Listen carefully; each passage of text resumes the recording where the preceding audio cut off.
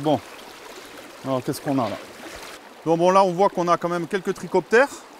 Donc trichoptères libres, hein. Donc c'est essentiellement ce que va manger la truite en ce moment. Et puis là on a une toute petite éphéméroptère. On la voit pas très bien, je ne vais pas trop la bouger, c'est un insecte assez fragile qui a besoin de beaucoup d'oxygène.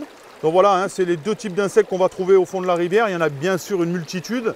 Voilà, on voit quand même qu'au niveau du Gardon, là où on se situe, on a une grosse quantité et diversité d'insectes aquatiques. Donc on n'a pas encore trouvé de porte-pierre ou porte-bois, hein, qu'on appelle la drague ici en Cévennes. Mais bon, on va voir que quand même les truites, j'espère, sont en train de s'alimenter sur ce type d'insectes.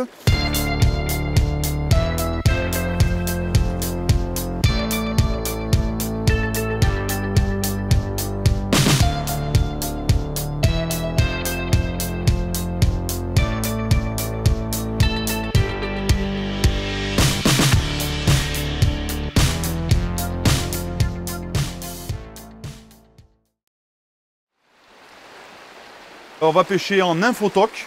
C'est une technique qui n'est pas utilisée par beaucoup de pêcheurs à la technique au toc classique, entre guillemets, hein. C'est un peu novateur, même s'il y en a qui pêchent depuis de nombreuses années à cette technique. C'est intéressant parce qu'on va pêcher au toc avec un appât artificiel. Ça permet de décider certains poissons. Alors par moment, c'est vrai que l'appât naturel sera meilleur, hein. Le ver de terre, par exemple, dimanche avec le coup d'eau, il valait mieux pêcher au ver de terre. Aujourd'hui, on voit qu'on a un niveau qui est bien redescendu sur la rivière. On va essayer de prendre un poisson ou deux en nymphotoque. Donc, bien sûr, discrétion. Et puis, on va essayer de faire nager la nymphe le plus librement possible.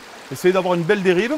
C'est pour ça que je ne vais pas utiliser une canne à mouche aujourd'hui, hein. Je vais utiliser une canne de 4 mètres qui permet de maintenir une dérive correcte et de pouvoir faire suivre son appât dans toute la lande.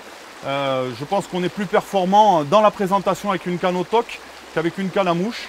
On va commencer à pêcher avec une nymphe libre, c'est-à-dire sans plomber. Et puis s'il faut qu'on aille attaquer des coups qui sont un peu plus profonds, il y a un peu plus de bouillon. Alors soit on viendra mettre une plombée dessus, ou on changera de taille de nymphe, de manière à avoir, par exemple avec de la bille tungstène, hein, qui est plus dense que le plomb, de manière à avoir quelque chose de plus lesté. Donc on va prendre une nymphe qui ressemble plus à un tricot libre qu'on a vu. Sachant qu'on a levé qu'une pierre, hein, donc on pourra regarder, mais il y a aussi des vers d'eau. Donc en fonction des touches ou justement de l'absence de poisson, on changera de taille et on changera de couleur. Même si le poisson voit en noir et blanc, hein, les teintes des fois peuvent faire la différence. Donc on va commencer avec ça qui a l'air de ressembler.